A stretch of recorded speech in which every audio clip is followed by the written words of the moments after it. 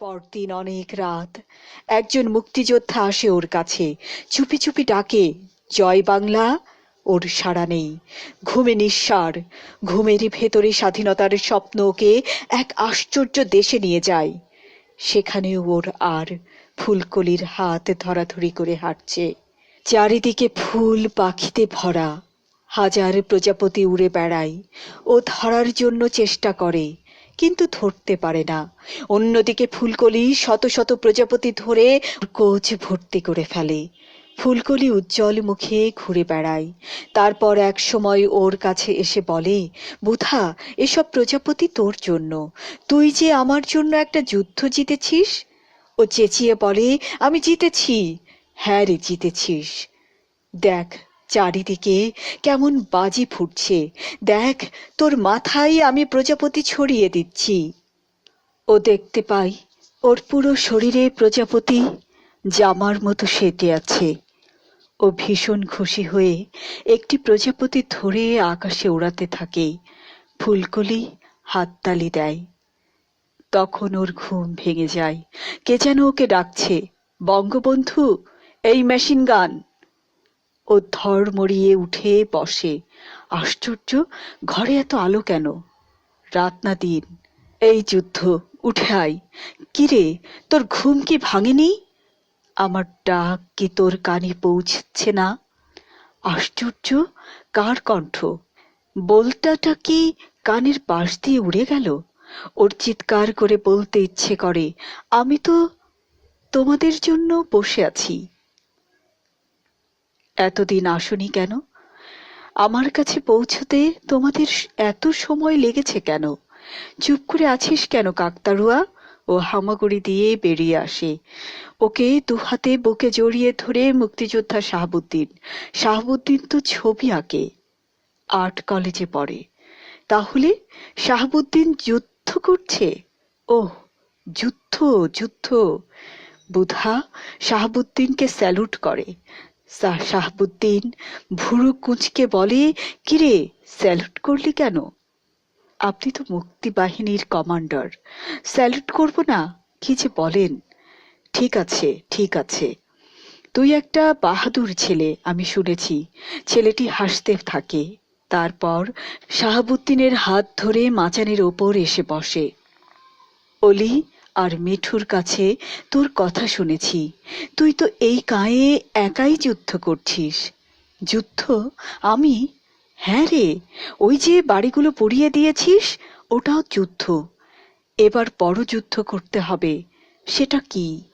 মিলিটারির ক্যাম্পটা উড়িয়ে দেব আমরা। তুই থাকবি আমাদের সঙ্গে। রেকি করার কাজটা তোকে করতে হবে। এ আর এমন কি কঠিন কাজ? খুব পারবো। জানি তো তুই পারবি। শোন, কয়টা সেপাই পাহারা দেয়, কয়জন তাঁবুর ভেতর থাকে, মেশিন গানটা কোথায় ফিট করে রেখেছে, সব খবর নিয়ে আসবি। আমি আবার 2 দিন পরে আসবো। যা, ঘুমিয়ে পড়। কিভাবে ফিরবেন? নৌকায় নদী পেরিয়ে চলে যাব, ভয় পাস না। ছেলেটি আবার নিজের ঘরের বিছানায় ফিরে আসে। গুটিসুটি শুয়ে ঘুমিয়ে পড়ে। ঘুমানোর আগে ওর মনে হয়, ভয় কি সে তো আগেই ভুলে গেছে। নতুন করে আর ভয়ের কি আছে ওর জীবনে? এখন তো ওর জীবনে চারিদিকে তাক ধুমাধুম ধুম ঢোল বাজছে। এই বাজানার নিচে ওর ভয় চাপা পড়ে আছে। ওকে আর ভয়ের ভূত ধরতে পারবে না। বরং ও এখন ওর শৈশবের আনন্দের দিনগুলো খুঁজে পায়, যখন বাবা মা বেঁচে ছিল। সে সব দিন, কত দিন বাবার সঙ্গে হাটে গিয়েছে, ইলিশ মাছ কিনেছে, মা রান্না করেছে। ইলিশের গন্ধে ওর ভাই বোনের বসে থাকাও চুলোর পাশে। শীতকালে মা ভাপা পিঠে বানাতো। কি আনন্দে ছিল সেসব দিন। স্বাধীনতার স্বপ্ন আবার সেসব দিনের আনন্দ ফিরে পেয়েছে। এখন ওর আর কোনো ভাবনা নেই, মরণের ভয় নেই। পরদিন এক গাদা পেয়ারা নিয়ে মিলিটারি ক্যাম্পে যায়। গায়ের স্কুল ঘরটি দখল করে ওরা ক্যাম্প বানিয়েছে। সামনের মাঠে বেশ কতগুলো তাঁবু টাঙানো। ও এত দূর থেকে তাঁবু দেখতে পায় না, কিন্তু দৃশ্যটা ওর মাথায় আছে। সেটা পরিষ্কার। দুপাশের ধান ক্ষেত পেরিয়ে ভেতর দিয়ে সোজা চলে যাওয়া লম্বা পথটা পেরিয়ে ডান দিকে এগোলে স্কুল ঘর। মা বাবা মরে যাওয়ার পর থেকে ওর স্কুল বন্ধ।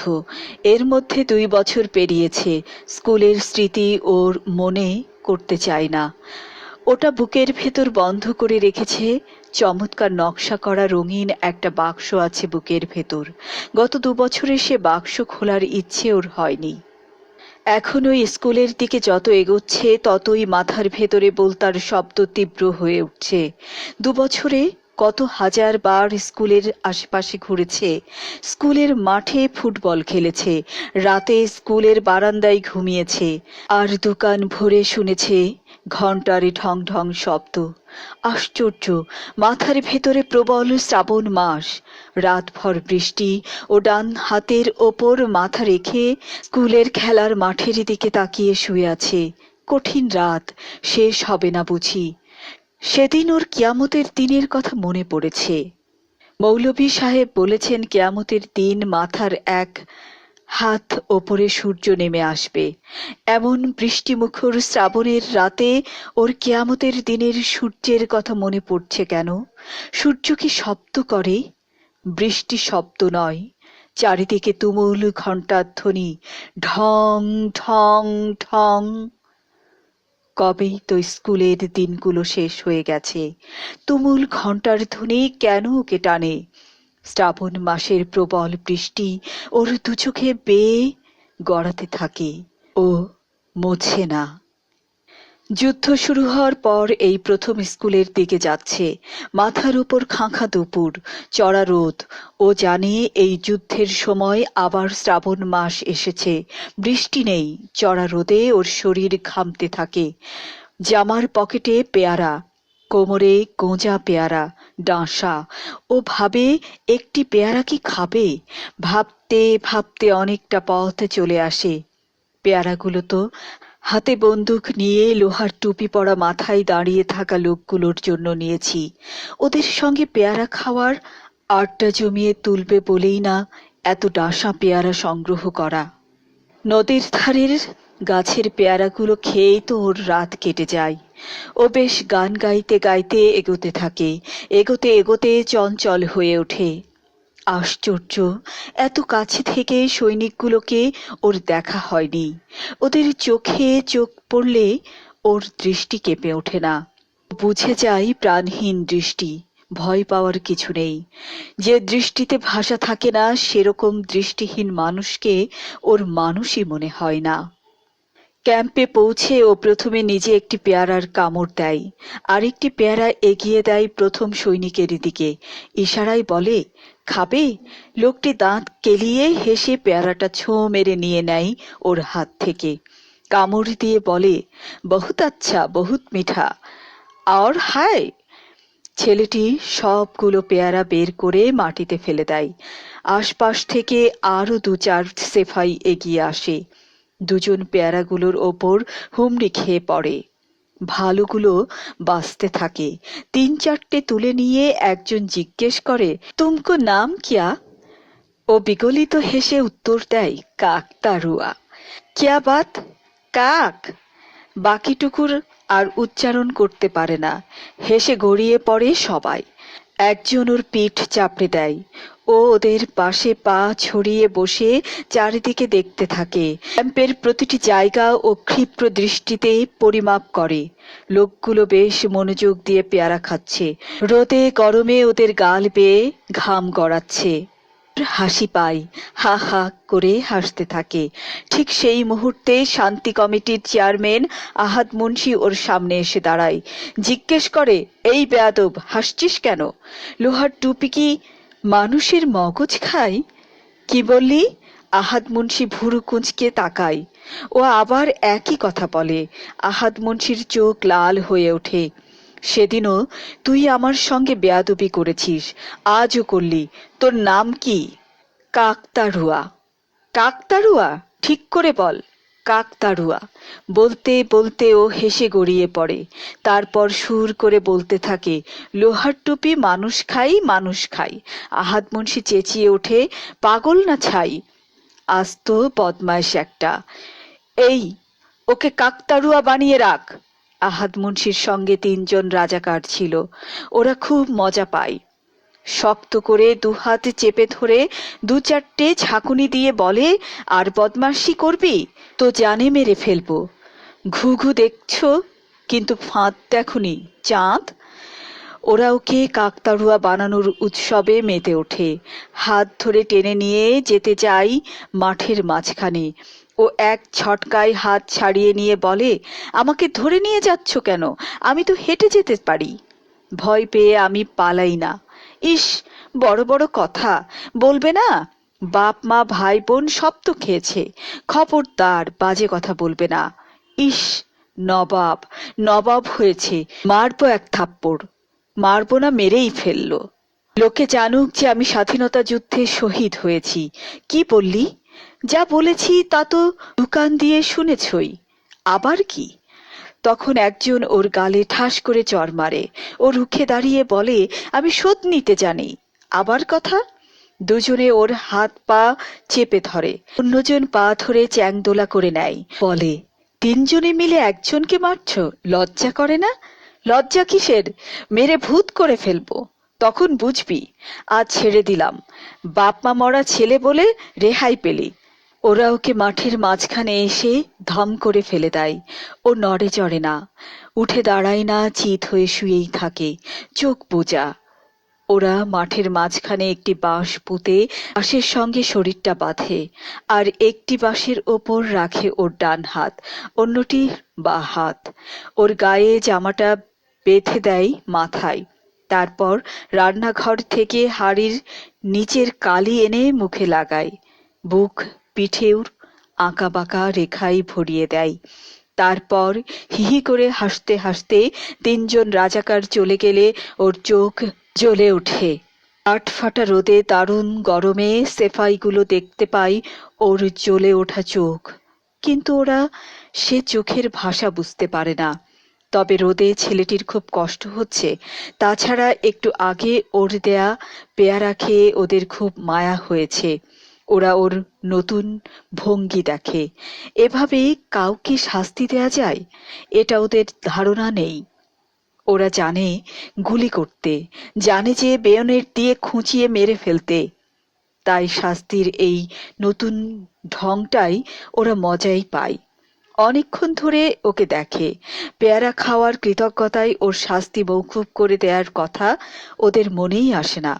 ছেলেটির ভাষা লোহার টুপি ওদের মগজ খেয়েছে। সন্ধ্যার সময় ওরা ছেলেটির বাঁধন খুলে দিয়ে বলে, ভাগ ইয়াসে। ও ভাগে না। ওরা যেভাবে ভাগতে বলেছে তার মানে ঊর্ধ্বশ্বাসে দৌড়ে পেরিয়ে যেতে হবে ক্যাম্পের সামনের মাঠটি, সেটাও করতে পারবে না। মনে মনে প্রতিজ্ঞা করে এখানে ওকে আবার ফিরে আসতে হবে। ও খুব শান্ত পায়ে হেঁটে মাঠটা পার হয়। হাঁটতে কষ্ট হয়, মাথা ঝিমঝিম করে, কিন্তু শরীরের কষ্টটা তেমন নয়। ভেতরে সুখের পুঁটি মাছ রূপালি ঝিলিক তুলে সাঁতরায়।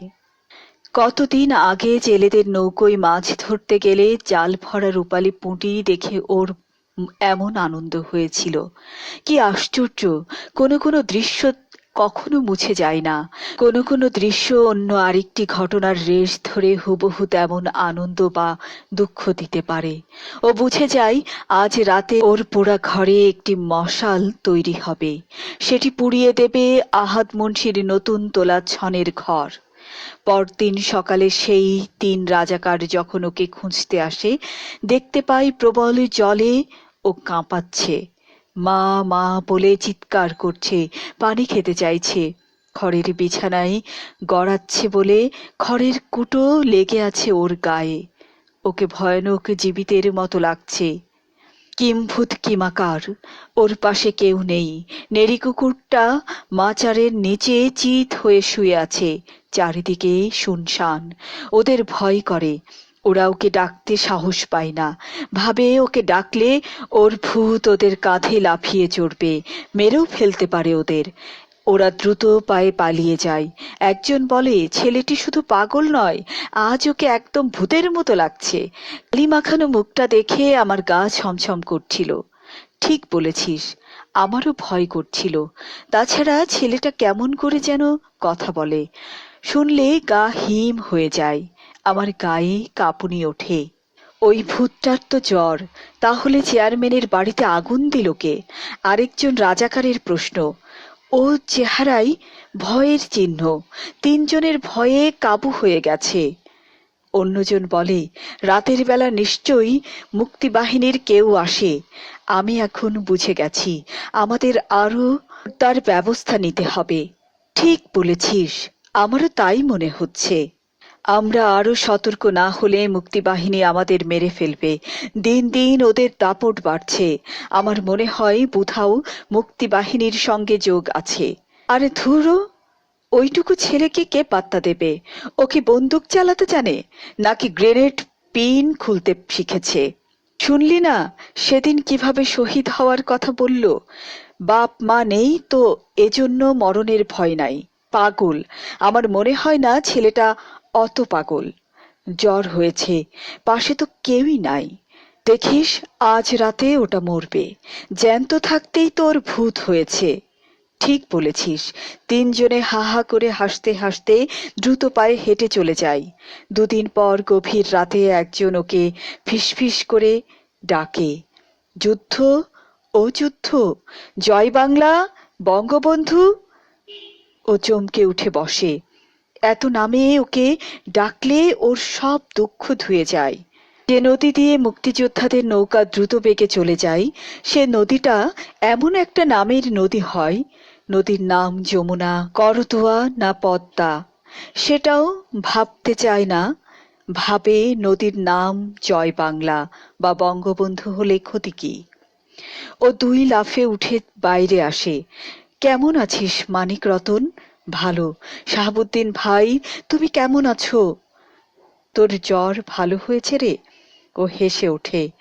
ওটা তো ভাল্লুকের জ্বর, যায় আর আসে। যুদ্ধের সময় কি জ্বরের কথা এত ভাবলে চলে? না না, ভাবতে হবে। সুস্থ না থাকলে যুদ্ধ করবি কিভাবে? শরীরে তো শক্তি নাই।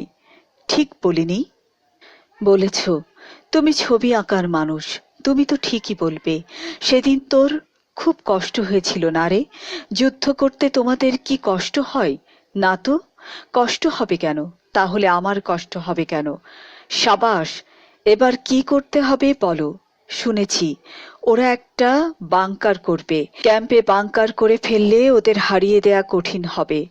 তার আগেই ক্যাম্পটা উড়িয়ে দিতে হবে, এই তো? হ্যাঁ, আমি একটা মাইন নিয়ে এসেছি।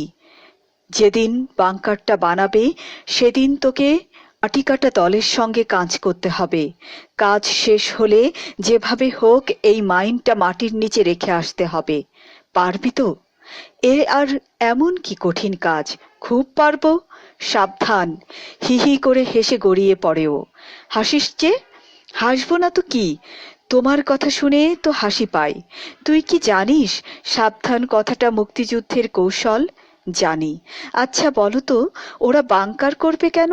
ওরা বুঝতে পারছে যে নদীর পথে এসে আমরা আক্রমণ করতে পারি, তা এমন সতর্ক অবস্থা।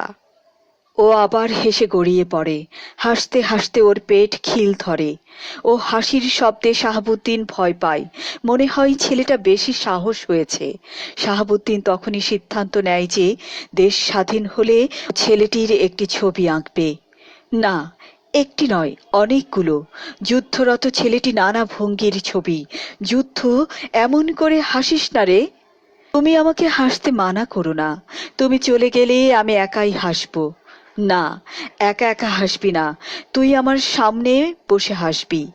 আমি তোর একটি ছবি আঁকবো, সাহসী ছেলের ছবি।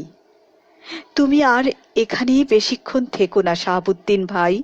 শোনো, পরশুদিন সন্ধ্যায় আমি নৌকা নিয়ে তৈরি থাকবো। ক্যাম্পটা যখন মাইন ফেটে হাওয়ায় বাজির মতো ছিটকে উঠবে, তখন আমরা নদীপথে সরে পড়ব। ছেলেটি আবার হেসে ওঠে। হাসতে হাসতে বলে, ভারী মজার খেলা। যাই রে, জয় বাংলা। এসো, সাবধান, আবার দেখা হবে। শাহাবুদ্দিন অন্ধকারে মিলিয়ে যায়। ছেলেটি মাচার ওপর গালে হাত দিয়ে বসে থাকে। বাকি রাত ওর আর ঘুম আসে না। পরদিন ও ক্যাম্পে যাওয়ার পথে ধারে বসে থাকে, কখন মাটি কাটার দল আসবে। ও ঘোরাফেরা করে, ফড়িং ধরে, ঘাসের কচি ডগা চিবোয়, ডোবা থেকে পানি তুলে খায়। কিন্তু সেদিন মাটি কাটার দল আর আসে না। দুপুরের পর রোদ কমে গেলে ও গুটি গুটি পায়ে মিঠুদের বাড়িতে হাজির হয়। রান্নাঘরের বারান্দায় পা গুটিয়ে বসে বলে, খালা, আমার খিদে পেয়েছে, সারাটা দিন খাইনি। তোকে কত বলি রোজ এসে ভাত খেয়ে যাবি, কেন যে তুই আসিস না? আমার সামনে বসে তোকে ভাত খেতে দেখলে আমার কষ্ট কমে যায়, বুকের শূন্য জায়গাটা ভরে ওঠে, মনে হয় এই বুঝি দেশটা স্বাধীন হলো। ও মৃদু হাসে। মিঠুর মা ওকে ছানকি ভরা ভাত দেয়, সঙ্গে বেগুন দিয়ে ট্যাংরা মাছের তরকারি। উহ, কি মজা, কি আনন্দ! ও হাপুস হুপুস খায়। মিঠুর মা দেখতে পায় ওর চোখে আর আর আলোর ফুলকি, বলে, ছন্ন ছাড়া আমার মধুকে তো পাকিস্তানিরা মেরে ফেললো। মিঠিও বাড়ি ছেড়েছে, মেয়েটা শ্বশুর বাড়িতে থাকে। তোকে পেলে তো খালু আর আমি দুঃখ ভুলবো। এখন থেকে তোকে আমি মধু বলে ডাকবো, কেমন?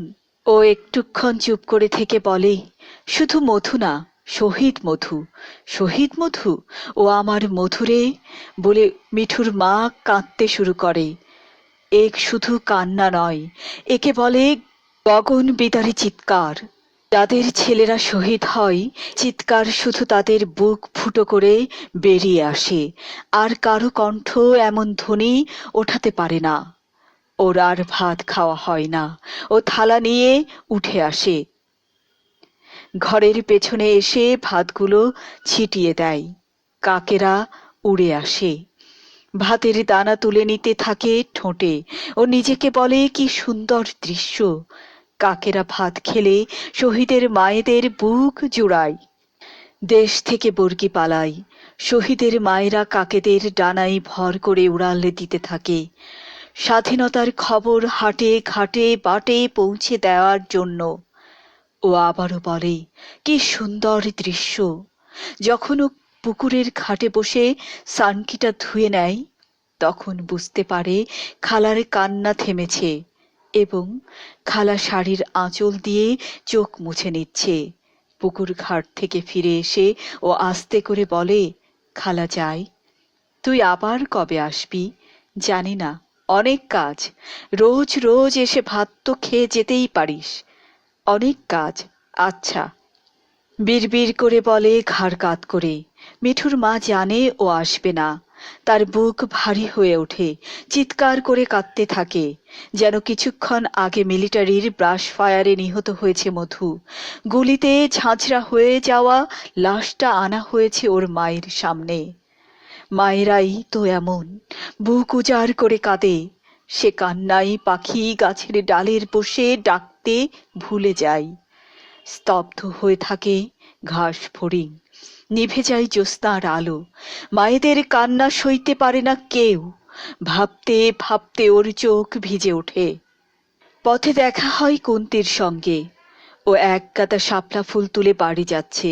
সুধাকে দেখে চকচক করে ওঠে ওর দৃষ্টি, বলে, কতদিন তুমি আমাদের বাড়িতে আসো না বুধা ভাই? সময় পাই না রে, অনেক কাজ। কি এত কাজ? আমাকে দেখতে তোমার ইচ্ছে হয় না? আমার ভীষণ ইচ্ছে হয় তোমাকে দেখার। কতদিন বাজারে গেলাম, কিন্তু তোমার দেখা পেলাম না। আমার অনেক কাজ কুন্তি। কুন্তি শক্ত কণ্ঠে বলে, আমি জানি তোমার অনেক কাজ, আমিও তোমার সঙ্গে যুদ্ধ করব। যুদ্ধ করবি? না তো কি, করবই তো। তুমি শুধু বলবে আমাকে কি করতে হবে। চল, বাবা মায়ের কবরটা দেখে আসি। চলো। তুমি তো জানো না যে আমি চাচা চাচির কবর পরিষ্কার করে রাখি, ঘাস সাফ করি, শুকনো পাতা উঠিয়ে ফেলে দেই। আমি প্রতিটি কবরের মাথায় একটি করে গাছ লাগিয়েছি। তুই এত কিছু করেছিস কুন্তি? করি তো। কেন করিস? তুমি তাহলে খুশি থাকবে এজন্য। কুন্তি। কুন্তির দু চোখে ঝিলিক। বুধা ওর হাত জড়িয়ে ধরে, তারপর ওর হাত ধরে বাবা মায়ের কবরের কাছে আসে। দেখতে পাই কুন্তির আকন্দ ভাঁট ফুল ধুতরা এসব গাছ লাগিয়েছে কবরের মাথায়। কি সুন্দর দেখাচ্ছে কবরগুলো। ও মায়ের কবরের সামনে বসে বলে, মা, তুমি আমাকে দোয়া করো। তোমার ছেলের মাথায় অনেক কাজ, সামনে অনেক কাজ করতে হবে। যদি তোমার সঙ্গে এখানে বসে আর কথা বলতে না পারি। কুন্তি গলা নিচু করে বলে, এসব কি কথা বলছো বুধা ভাই?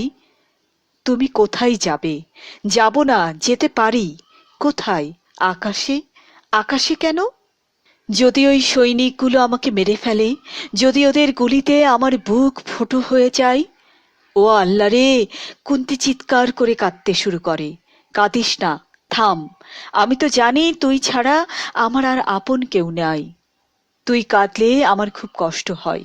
কুন্তি কান্না থামিয়ে অবাক হয়ে বলে, ঠাই হয়। সুধা ওর মাথায় চাটি মেরে বাবার কবরের সামনে গিয়ে দাঁড়ায়।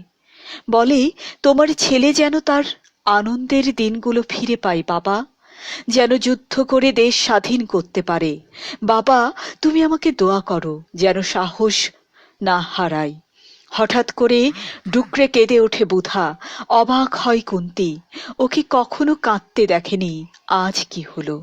বুধার কান্না থামলে কুন্তি চোখ গরম করে বলে, তুমি যুদ্ধ করতে ভয় পাচ্ছ? কাঁদছ কেন? বুধা লজ্জা পেয়ে চুপ করে থাকে। কুন্তি তীব্র ভাষায় বলে, মরণের কথা মনে করলে যুদ্ধ করা যায় না। যুদ্ধ করলে মরতে তো হবেই। কুন্তি, তুই একটা খুব ভালো মেয়ে। এই যে শাপলা তুলে এনেছি, কেন জানো? খিদের হাত থেকে বাঁচার জন্য। খিদে না মরণ, যুদ্ধ ছাড়াও মরণ থাকে। ছেলেটি অবাক হয়। কুন্তির আজ হলো কি? কুন্তি যে ধাম করে বড় হয়ে গেল। এক রাতে বড় হওয়ার মতো জাদুর খেলা। যাই বাড়িতে, মাকে এগুলো দিলে মা ব্রাঁধবে, তবেই না আমাদের খাওয়া হবে। তুমি অনেকদিন আমাদের বাড়িতে যাওনি, আজ চলো। হ্যাঁ, চল, চাচিকে দেখে আসি। ও কুন্তির হাত ধরে হাঁটতে থাকে। পরদিন ও দেখতে পায় মাটি কাটার দল ঝুড়ি আর কোদাল নিয়ে ক্যাম্পের দিকে যাচ্ছে। ও এক দৌড়ে ওদের সামনে গিয়ে দাঁড়ায়। ফজু চাচা, আমি আপনাদের সঙ্গে মাটি কাটবো। পারবি? এই তো শরীর। তোর গায়ে কি বল আছে? যা ভাগ। কাজ না করলে খাবো কি? আমার খিদে পায় না। আমার কি কেউ আছে? ফুপিয়ে কেঁদে ওঠে। কান্নার এমন ধ্বনি তোলে যে অন্যরা থমকে যায়। হায়রে হায়রে, কাঁদতে হবে না। সবাই মিলে ওকে সান্ত্বনা দেয়। আয় আমাদের সঙ্গে। দলে থাকলে আহাদ মুন্সি তোকে না করতে পারবে না। ও দলে মিশে যায়। গামছায় পেঁচিয়ে মাইনটা কোমরের সঙ্গে বেঁধে নিয়েছে। গায়ে ঢোলা জামা, বোঝা যায় না যে ভেতরে কিছু আছে। বাংকার কাটা শুরু হয়েছে। সবাই ব্যস্ত। কোদালের কোপে উঠে আসে মাটির ঢেলা। আহাদ মুন্সির ছেলে মতিউর কাজের তদারকি করছে। লোকজনকে ধমকিয়ে ধমকিয়ে দিয়ে অস্থির করে তুলছে। বুধাকে দলে নেয়ার জন্য ফজু মিয়াকে বকাবকি করে, কিন্তু একটু পরে কাজে ওর আগ্রহ দেখে খুশি হয়। দৌড়ে দৌড়ে মাটি ভরা ঝুড়ি নিয়ে ও পূব দিকে ফেলে আসতে যায়। মাটির ঢেলা খালি ঝুড়ি নিয়ে আবার দাঁড়াই ফজু মিয়ার সামনে। ওর এমন চটপটে কাজের ভঙ্গি দেখে মতিউর মনে মনে প্রশংসা না করে পারে না। ভাবে, মা বাবা মরে গেছে, ছেলেটা বকে গেছে, নইলে একটা কিছু হতে পারত। দুপুর পর্যন্ত কাজের অগ্রগতি দেখে ও খুশি মনে ভাত খেতে বাড়ি যায়। বিকেলের মধ্যে বাংকারের কাজ শেষ। সবাই খুশি, সন্ধ্যার আগে বাড়ি ফিরতে পারবে। ফজু মিয়া মুখ হাত ধুয়ে গামছাটা দিয়ে মুছতে মুছতে ভাবে, যা দিনকাল পড়েছে, সন্ধ্যার পর বাড়ির বাইরে কি থাকা যায়? ঠুস করে একটা গুলি এসে যে বুক ফুটো করে দেবে। শোরের বাচ্চারা তো পাখির মতো মানুষ মারে। সেই মুহূর্তে ছেলেটি ফজু মিয়াকে বলে, চাচা, আমি একবার ভেতরটা দেখে আসি। বাংকার কেমন এ তো আর এই জীবনে দেখা হবে না। যাবি তো যা, ভেতরে ঢুকে দেখে আয়। কিন্তু সাবধান, সন্ধ্যার আগে বাড়ি ফিরবো আমরা। ফুজু মিয়ার কাছ থেকে বাড়ি ফেরার কথা কেই শুনতে চায়। ওর পায়ে ক্ষিপ্রগতি। মুহূর্তের মধ্যে বাংকারে ঢুকে কাঁচা মাটি সরিয়ে পুঁতে ফেলে মাইনটা। তারপর শীষ বাজাতে বাজাতে উঠে আসে। ফজু মিয়া জিজ্ঞেস করে, কিরে, কেমন হয়েছে? দারুণ! ঢুকলে আর উঠতে মন চায় না। দেখো, সিপাইগুলো ওঠার ভেতর থেকে আর উঠতেই চাইবে না। ফজু মিয়া হাসতে হাসতে ওর পিঠ চাপড়ে দিয়ে বলে, পাগল। ছেলেটি চোখ নাচিয়ে বলে, রাতের বেলা ওরা বাংকারে শুয়ে হাওয়াই বাজি দেখবে। আহারে, আমি যদি এই বাংকারে থাকতে পারতাম। ফজু মিয়া ওকে এক পাশে টেনে ফিসফিসিয়ে বলে, আল্লাহ মাফ করুক, এখানে থাকার ভাগ্য যেন আমাদের না হয়। এটা হলো ওদের কবর। ও ফজু মিয়ার পা ধরে সালাম করে ভো দৌড় দেয়। কেন সালাম করলো, কেন দৌড়াচ্ছে ফজু মিয়া বুঝতে পারে না। বোঝে বেলা পড়ে আসবে, ওকে বাড়ি ফিরতে হবে। ছেলেটি দৌড়াতে দৌড়াতে নদীর ধারে আসে। সন্ধ্যার আধার হয়েছে। টোপের ধারে লুকিয়ে থাকা শাহাবুদ্দিনের কাছে পৌঁছে যাওয়াও। শাহাবুদ্দিন ওকে জড়িয়ে ধরে। তোর জন্য উৎকণ্ঠায় আমি প্রায় শেষ হয়ে যাচ্ছিলাম মুক্তিযোদ্ধা। পুঁতে রেখে এসেছি, কোনো ভুল হয়নি। এখন শব্দটা শোনার জন্য বসে থাকবো। সাবাস ছেলে, নে মুড়ি খা। দুজনে মিলে গুড়মুড়ি খাই। পেট ভরলে আজলা ভরা নদীর পানিতে তিয়াস মেটাই। শাহাবুদ্দিন বলে, বাংকারকে সহজ করলে কি হয় বলতো? বাকার। আর একটু ছোট করলে বকার। আর একটু ছোট বকর। এবার মাঝখানের অক্ষরটা সামনে নিয়ে আয়, কবর। ও উত্তেজিত হয়ে বলে, কবর কবর কবর কবর। শাহাবুদ্দিন ভাই, ওদের কবর। সেই মুহূর্তে কয়েকজন সেপাই বাংকারের পজিশন নেয়ার জন্য ঢুকলে পায়ের চাপে বিস্ফোরিত হয় মাইন। চণ্ড শব্দ ছড়িয়ে পড়ে গায়ে, সেই সঙ্গে আত্মচিৎকার। শাহাবুদ্দিন ছেলেটির হাত ধরে লাফিয়ে নৌকায় ওঠে। ক্যাম্পের উল্টো দিকে ছুটে যায় নৌকা। মাঝি এক টানে অনেক দূরে চলে আসে। সন্ধ্যার অন্ধকারে চারিদিকে, আকাশে ফুটফুটে তারা। ছেলেটি নৌকার পাটাতনে পা ছড়িয়ে শুয়ে পড়ে। দুহাত দুদিকে লম্বা করে মেলে দিয়েছে। যে গায়ের জামাটি খুলে মাথায় বেঁধেছে, শাহাবুদ্দিন তা খেয়াল করেনি। আক্তারুয়া সেজে থাকার ভঙ্গিতে শুয়ে আছে। শাহাবুদ্দিন যখন বুঝতে পেরেছে যে ওরা বিপদ সীমা পার হয়ে এসেছে, তখন থেকেই ওর ভীষণ গান গাইতে ইচ্ছে করছিল। মনে মনে সুর ভাজে। গলা খুলে গাইবার আগেই ছেলেটির দিকে তাকিয়ে স্তব্ধ হয়ে যায় ও। চোখে পলক পড়ে না। চারিদিকের মাঠ, বাড়ি, ধানক্ষেত, নদী, আকাশ, গাছগাছালি জুড়ে ছেলেটি এক আশ্চর্য বীর কাকতাড়ুয়া। রুখে দিচ্ছি শত্রুর গতি। বুকের ভেতর ধরে রেখেছে মুক্তিযুদ্ধ।